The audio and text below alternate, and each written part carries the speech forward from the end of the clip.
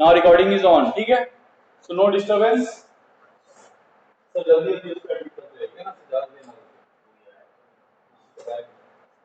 चलिए आज हम लोग जो है न्यू एक्सरसाइज स्टार्ट करने जा रहे हैं।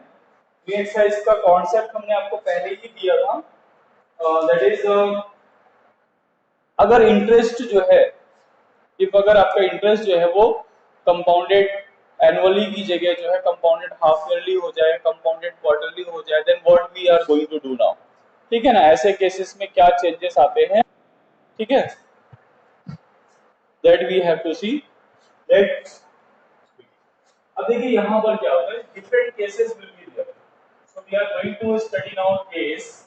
पहला केस हो सकता है हाफ ईयरली का केस हो जाए, ठीक है, हो सकता है क्वार्टरली का केस हो जाए, ठीक है, हो सकता है पर डे हो जाए या पर मंथ हो जाए या मंथली हो जाए, ऐसे कर सकते हैं, डेली हो जाए। Understand, different cases will be there. जब भी ऐसे चेंजेस होते हैं, morning sir, then we are having a different changes in different things like changes केवल दो जगह देखने को मिलती है, रेट और the value of N. N की वैल्यू में कुछ चेंजेस नजर आएंगे। The time will be given in your years में भी हो सकता है टाइम आपका अलग दिया होगा। टाइम और एन के बीच में हम रिलेशन एस्टैब्लिश करें। What will be the relationship between the time and N. अभी तक हम लोग क्या सोचते थे, टाइम और एन में both are equal. Sir yesterday we are joining Hindi class with this. Sir आप पढ़ते रहिए, कुछ अच्छा होगा तो बता दीजिएगा, ठीक है। Now, टाइम और N, is that clear. Time और एन का बीच का रिलेशन हमें एस्टैब्लिश करना है।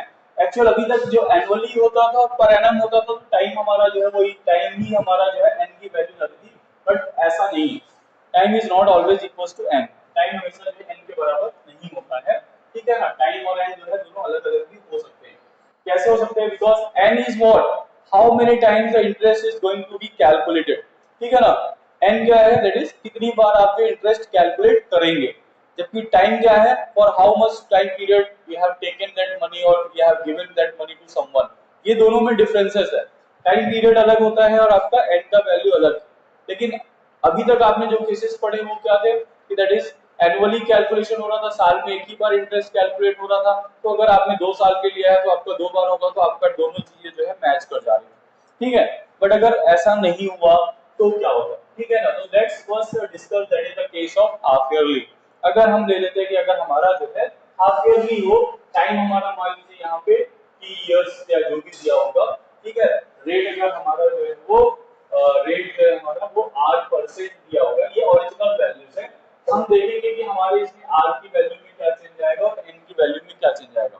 This is the R that we are going to put in formula. ये वो आर है जिसको हम फॉर्मूला में पुट अप करेंगे, ठीक है। और ये जो आर है जो आपको क्वेश्चन में दिया जाएगा। Is that clear? These things are clear. We are having two R here. One that is a small r that we are going to use in your that is formula, and this is the r that is given in your question. ये r वो 8% होगा जो आपको question में दिया गया होगा. This is the time that is given in your question, but now we have to find out the value of n that we are going to put in your that is in formula. ठीक है. तो अब देखते हैं इसको understand करते हैं इसमें क्या क्या चेंजेस आ सकते हैं. So suppose that कि if your rate is given in per annum, अगर आपका रेट जो है पर एनम में दिया गया है, ठीक है ना, 8% पर एनम, ये आपको दिया गया. हमें हमेशा क्या करना होता है कि इसको और ये जो कंपाउंडेड दिया होता है यहाँ पे, इन दोनों को मैच कराना है. ये तो उन दोनों को हमें क्या है, मैच कराना है, दोनों सेम होने चाहिए. So suppose that it is r% is given, time is 3 years is given, but your that is the first case, that is the your interest is compounded half yearly. पहला case हम लोग ले रहे हैं कि अगर आपका इंटरेस्ट जो है हाफ ईयरली कैलकुलेट हो रही है.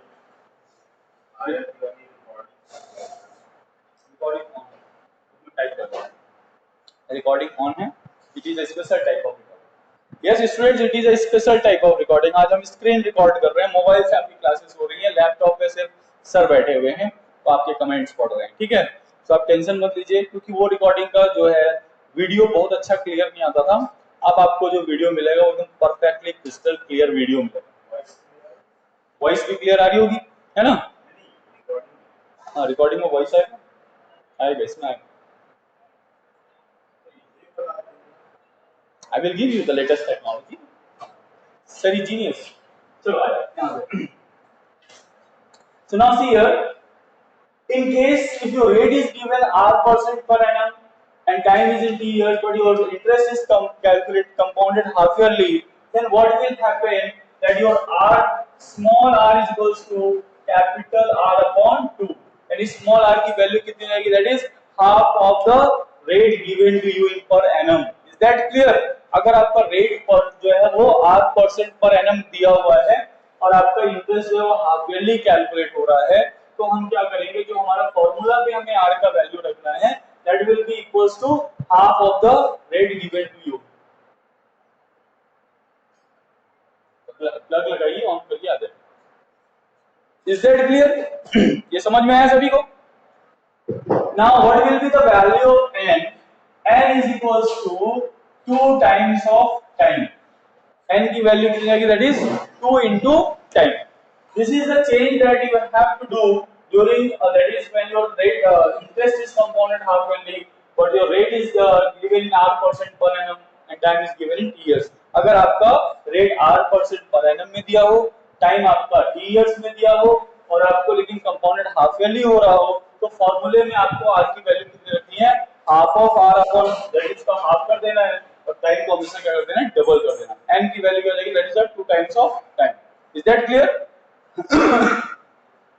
ये समझ में आया सभी को? ठीक है। हाँ, वी वेट रत्नेश, वेट करो, क्वार्टरली आ रहा है। Now suppose that if it is a case of quarterly, अगर आपको क्या है, क्वार्टरली का केस है, ठीक है ना?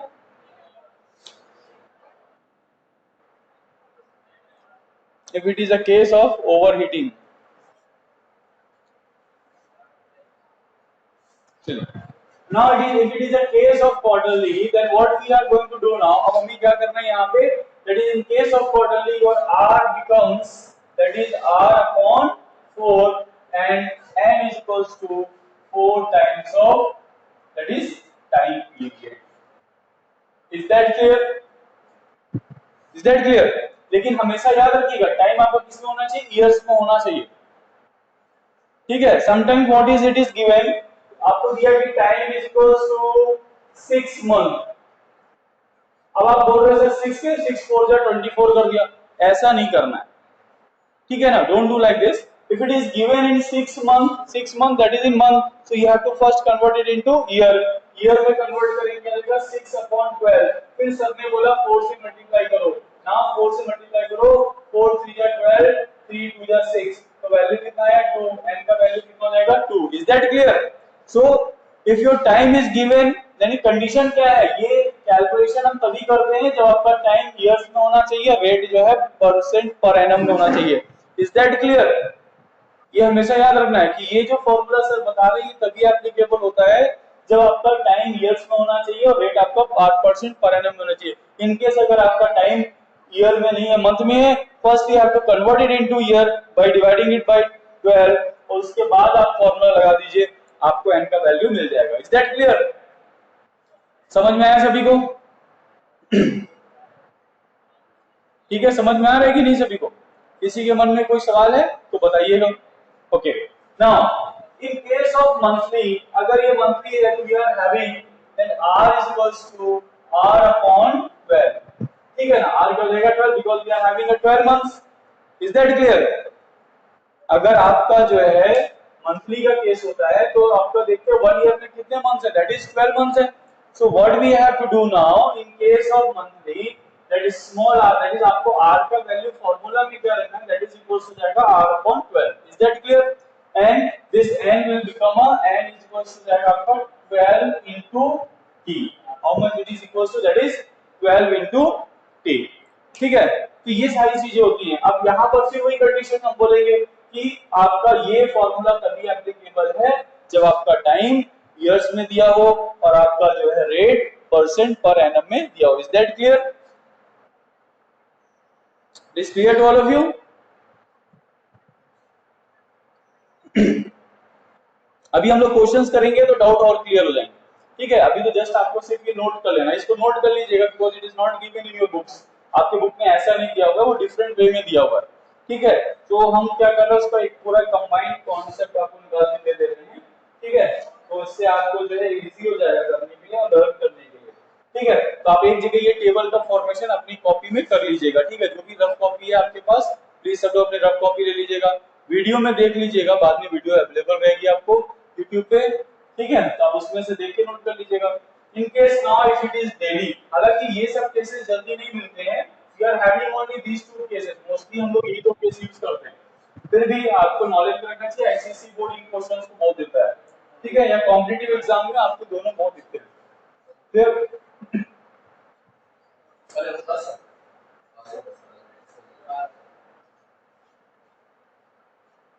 Can start please model. Okay, so that is r upon 365। So obviously अब यहां पर भी वही करेंगे, n इक्वल्स टू क्या जाएगा 365 इनटू, ठीक है, दैट इज जो भी आपको दिया होगा। तो ये चीजें जो है हम लोग करते हैं। आप सोच रहे होंगे यस 365 से मल्टीप्लाई करेंगे sir, how we are going to calculate the power. तो वो होता क्या है, वो आपको डेज कुछ ही दिया, 3 डेज 4 डेज ऐसे ही दिया होगा, तो कैलकुलेट करेंगे वो अपने आप आ जाता है। ठीक है ना, मंथ में भी कैलकुलेट, ईयर से भी दिया होगा तो कैलकुलेट करेंगे, तो डेज भी कुछ ही डेज निकलेंगे। ठीक है, अब अगर आपका टाइम पहले से ही दिया हुआ 3 days, then you have to calculate only for the 3 days. We are not, जैसे अभी देखा था आपने क्वेश्चन दिया बैक्टीरिया वाला, that is for 2 hours, so we have to do only for the 2 hours, आपको सिर्फ 2 आवर्स के लिए करना था वहां पे टाइम। तो इस तरीके से जो है क्वेश्चन मिलेंगे आपको। So these are the some special cases that we have to learn. ये केसेस जल्दी नहीं यूज होते हैं, but we have to focus on this two, है हमको इन दोनों पे फोकस करना है। Is that clear? Now we can start our exercise. Exercise start कर सकते हैं। Okay, so let's start exercise 11 C. अब हम लोग एक्सरसाइज 11 सी पे चलते हैं। Where is gone my duster, duster duster, PT sir पर डस्टर।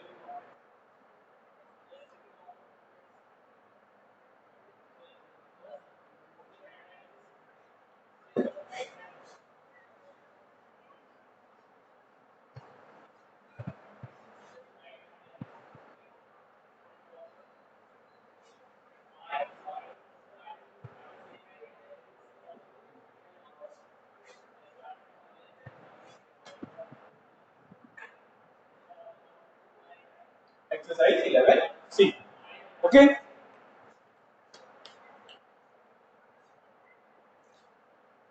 सारा स्क्रीन रिकॉर्ड हो रहा है, तो आप इसमें कमेंट्स भी करेंगे वो भी रिकॉर्ड हो जाएगा।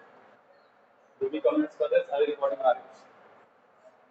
जितना कम कमेंट्स करेंगे, जो यूजफुल कमेंट्स है वही कीजिएगा।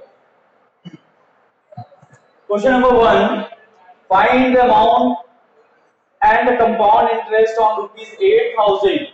So now rupees 8,000 will be your principal. So principal is your 8,000 rupees. Is that clear? For 1 year, so time will be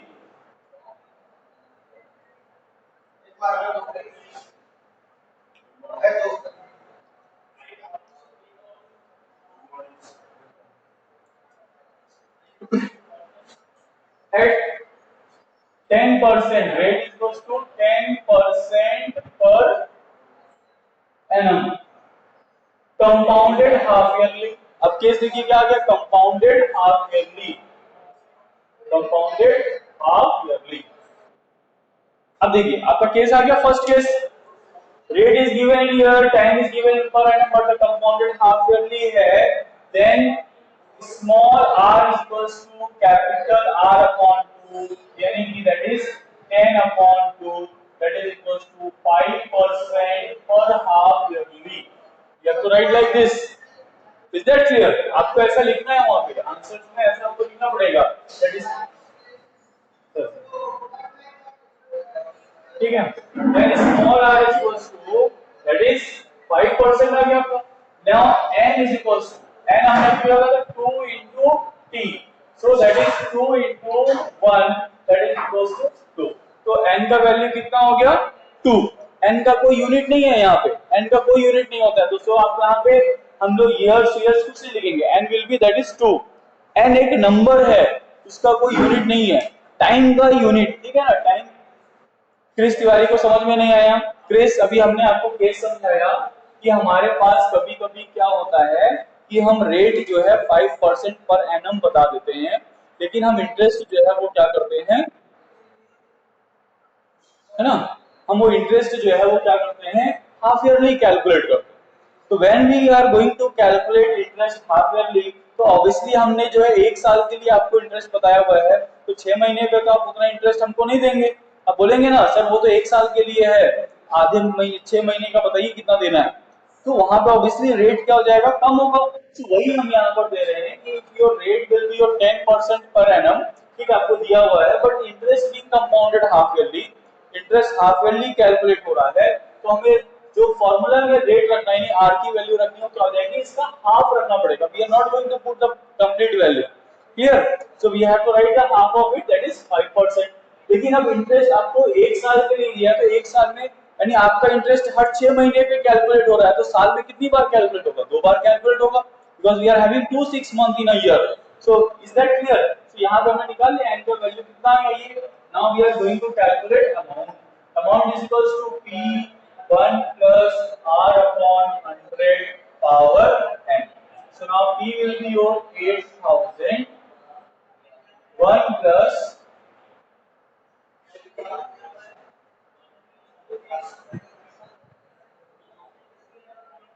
is that clear?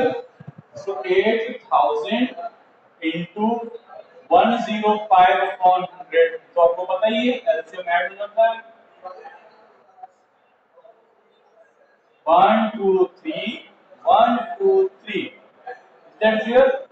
अब 5 से कट कर देते हैं, 5 2 जा 10, 5 1 जा 5, 5 2 जा 10, 2 4 जा 8। देखिए बच्चों ऐसे पोएम पढ़ी जाती है। Is that clear? आगे हम इसको मल्टीप्लाई कर सकते हैं, सो मल्टीप्लाई कर लीजिए। 21 5 से कितना होता है, सो 21 5 से होता है 105 सर, 21 5 का 105 का यहाँ पे आ जाएगा 5, ठीक है, और उसका कितना बच गया हमारे पास 10, सो 0 जाए आपको 0 आ जाएगा, फिर कितना बचेगा 1, 21 म्हणजे 21 प्लस 2 5 4 जा 22 कैरी आ गया, यहाँ पे 2 भी आ गया, 4 2 जा 8 हो गया, 8 हो गया। Answer is your 8820। Very good, सबने आपने कैलकुलेट कर लिया। So now this is your amount. Now compound interest is equals to, compound interest is equals to amount minus principal, 8820 minus 8000, that is equals to 820 rupees. Is that clear?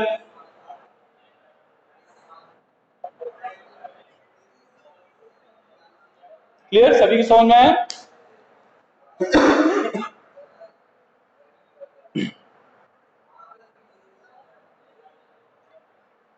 किसी के मन में कोई सवाल उठ रहा है? चलिए अब चलते हैं नेक्स्ट क्वेश्चन, क्वेश्चन नंबर 2। तो मुंह में पानी आने लगेगा।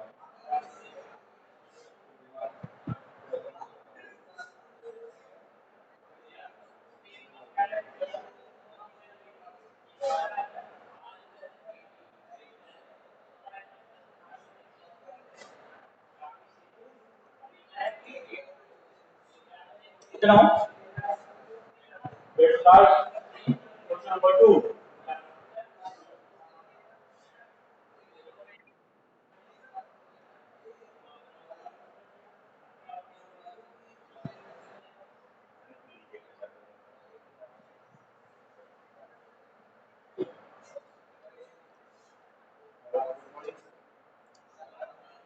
Semi-annually and half-yearly both are same. Dear Santosh, semi-annually ही आपका क्या है, half-yearly है।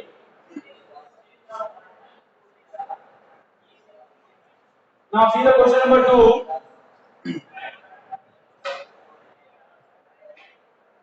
We are having a same question. देखिए हम लोग क्वेश्चन नंबर 3 को सॉल्व करते हैं। 2 सेम है, 3 को सॉल्व करते हैं। 3 और 2 से आपको दोनों आइडिया मिल जाएगा। So let's do question number 3। Find the amount and the compound interest on rupees 1280. The principal is equals to 12800. For time is equals to 1 year and rate will be of 7.5% per annum, compounded semi-annually. ठीक है ना? Semi annually means half yearly. इसका मतलब होता है क्या? Half yearly. ठीक है, तो सेमी एनुअली भी कोई और चीज नहीं बल्कि क्या है? It is half yearly only. So according to that small r is equals to capital R upon 2, that is equals to 7 to the 14 plus 15 upon 2, नीचे और 2 मल्टीप्लाई कर देंगे, so it is equals to 15 upon 4% per half yearly. Okay, now n is equals to 2 into t, that is equals to 2 into 1, that is equals to, is that clear? Clear हो गया सभी को? Now चलिए अब हम लोग calculate कर लेते हैं। अब जैसे क्वेश्चन नंबर 2 में कुछ बच्चे कंफ्यूज होते हैं, वहां पे टाइम कितना दिया है? 1.5 ईयर। पर हाफ ईयरली का केस है तो 1.5 को हम लोग क्या लिख सकते हैं? 3/2 ईयर्स। अब जब इसमें m की वैल्यू निकालेंगे तो 2 into क्या लिखेंगे? 3/2। तो 2 और 2 कैंसिल हो जाएगा, कितना आ जाएगा? 3। n का वैल्यू कितना आएगा? 3। That is for question number 2। Question number 2 में यही एक नया चीज है, तो हमने आपको बता दिया कि अगर आपको मान लीजिए यही टाइम जो है 1.5 ईयर देता, तो 1.5 को हम लोग क्या लिख सकते हैं? 3/2 ईयर्स। अब इसको फॉर्मूले में रखेंगे, 2 into 3/2, 2 कैंसिल हो जाएगा, दैट इज 3। n का वैल्यू 3 आएगा इन केस ऑफ क्वेश्चन नंबर 2। ठीक है, क्वेश्चन नंबर 2 में ये चीज आप करेंगे। Now amount is equals to 12800 1 plus r value रख रहे हैं 15 अपॉन 4 into 100 कर देंगे आप पावर 12800 into 4 है यहाँ पे तो 400 हो जाएगा, तो 415 अपॉन 400, 415 अपॉन 400, 1212 4 से कट करते हैं, 4 3 जा 12, 4 2 जा 8। ठीक है, 4 से कट के यहाँ पे 100 आ गया, 4 8 जा 32। ओके, अब नहीं कट करेंगे। 415 into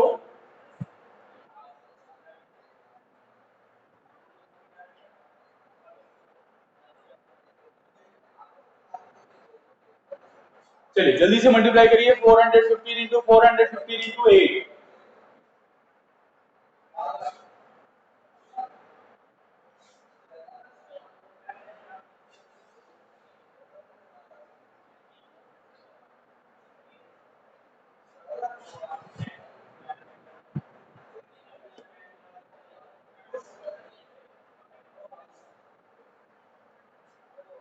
ओके,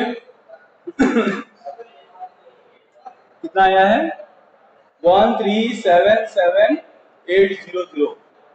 चलिए तो 13780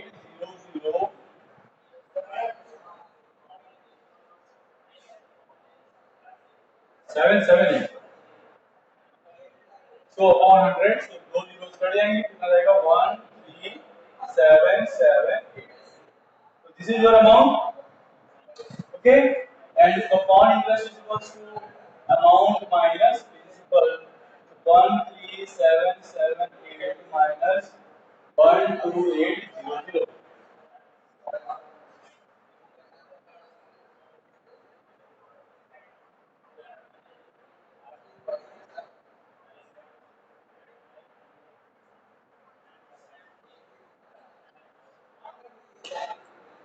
बिल्कुल एक बार और समझा देते हैं।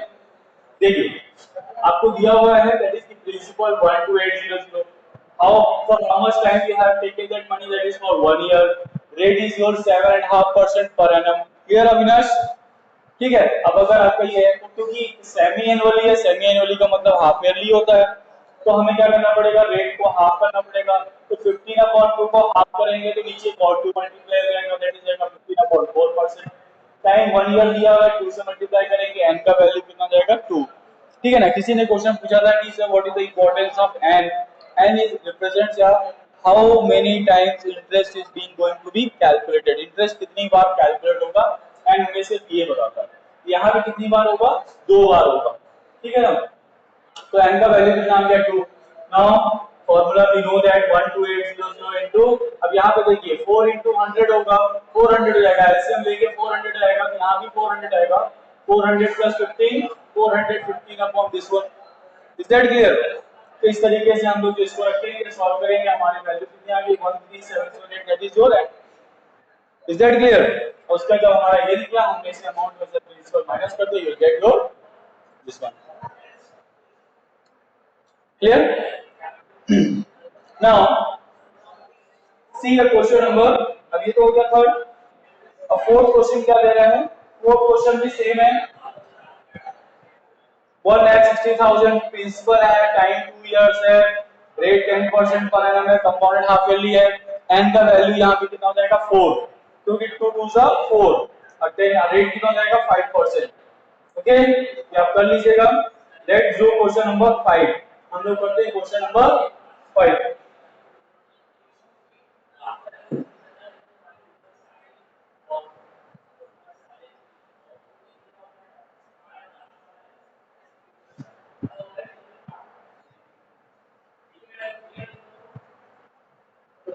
Now see here, Swati borrowed 40,960 rupees. 40,960 rupees from a bank to buy a land. If the bank charges 12.5%, 12.5% per annum, compounded half yearly in case of half yearly. Okay, what amount will she pay in 1.5 years? अभी क्या आ गया 1.5 year? Question number 2 की तरह है। अब यहाँ पे क्या हो जाएगा, स्मॉल आर प्लस 2, और इसको पहले कर सकते हैं हाफ ऑफ, यानी capital R upon 2, so that is equals to 12 to the 24 plus 1, 25 upon, तो जाएगा 2 into 2, that is 25 upon 4%। 4 कहाँ से आ रहा है, एक फॉर्मूले का 2 है और एक इसका 2 है, 2 2 सा 4। Now n is equals to कितना जाएगा, 2 1 जा 2 plus 1 3 upon 2 into,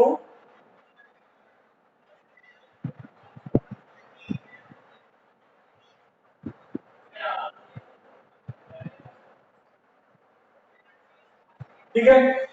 नाउ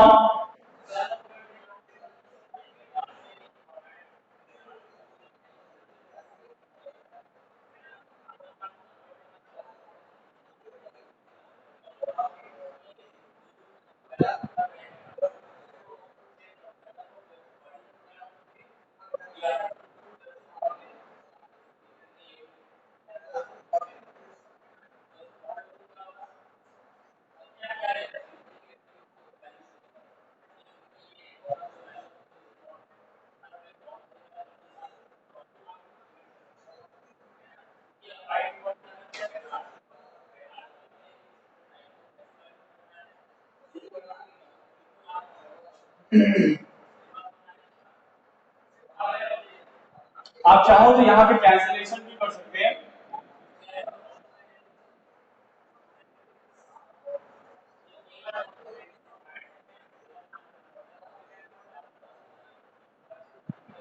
25 से कट कर दीजिए।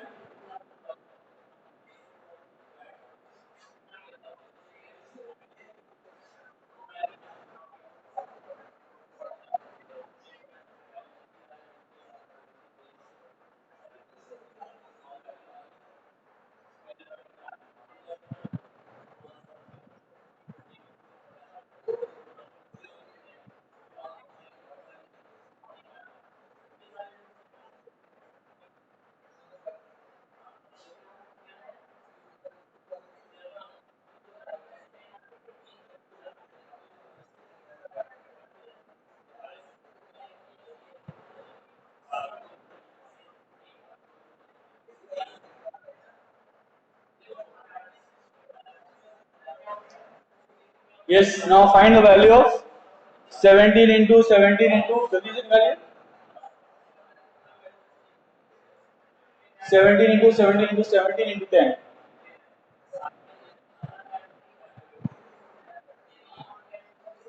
786080. Wow, very good.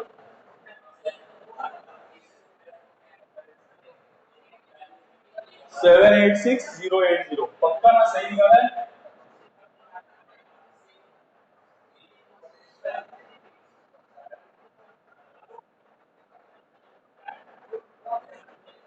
7 7 जा 49 9 7 जा 63 गड़बड़ लग रहा है मुझे तो कुछ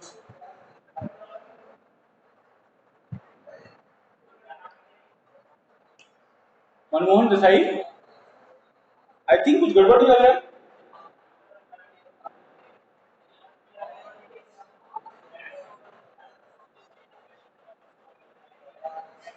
7 7 जा 49 होता है 9 आ जाएगा यूनिट प्लेस में फिर 70 इंटू का तो 7 9 जा 63 आएगा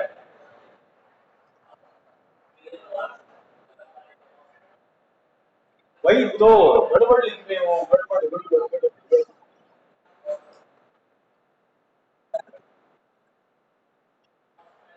yes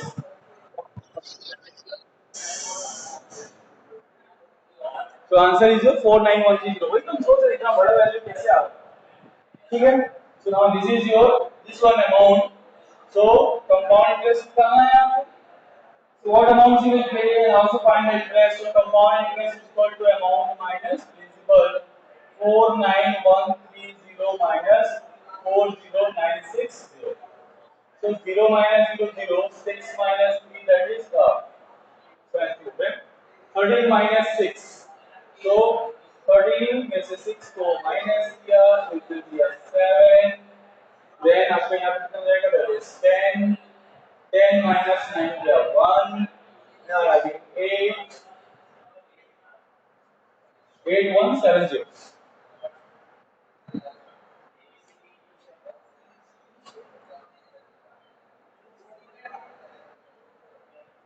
Is that clear?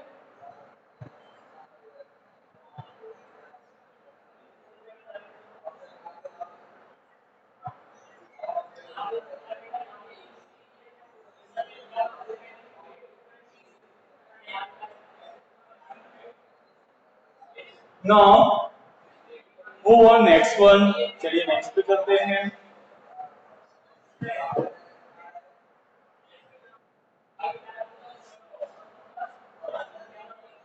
What happened? Write in your comment box. Okay. What is this, Arpita?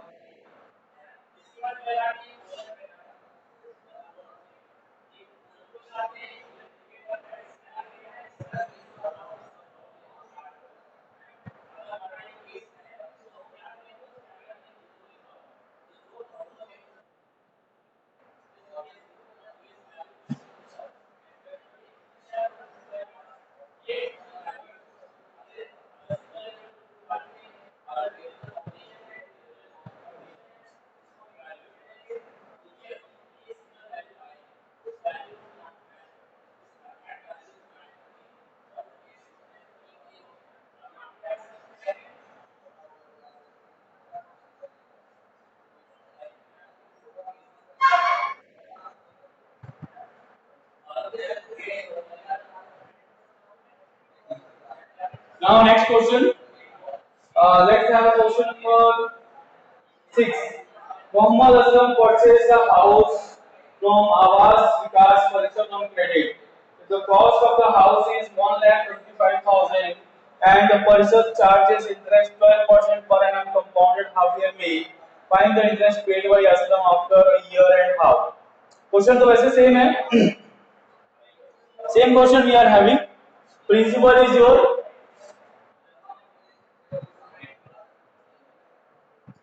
1,25,000. Rate that is 12% per annum compounded half yearly, and time is your a year and half. A year and half मतलब 1.5. That is equals to 3 by 2. So small r is equals to capital R upon 2. So 12 upon 2, that is equals to 6% per half yearly. And n is equals to 2 times of t, that is equals to 2 into 3 by 2, that is equals to 3. Is that clear?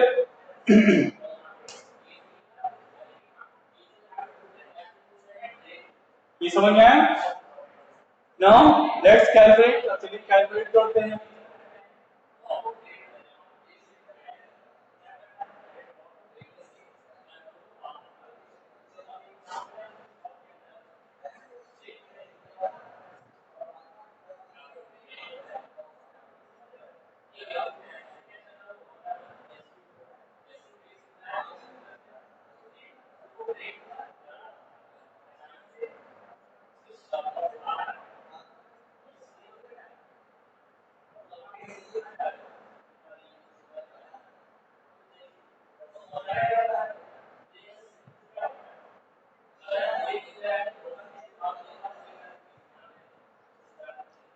Now here 1 2 3 1 2 3. So 25 5s are 125, 25 4s are 5 2s are 2 5s are 10, 2 3s are 6. So सारे रहेंगे 93. So answer will be your 53 into 53 into 53.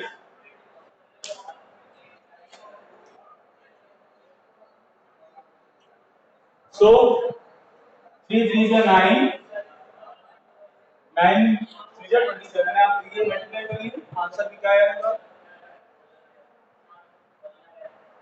148,877. ये वाला सही है ना?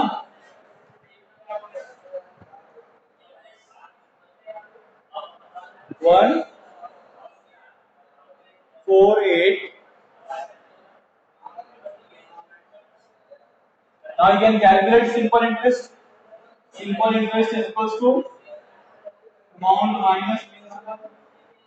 1,48,877 minus 1,47,000. So answer will be 877, 8 minus 5, 3877. हाँ तो ये 238. ये हो गया क्वेश्चन नंबर 6.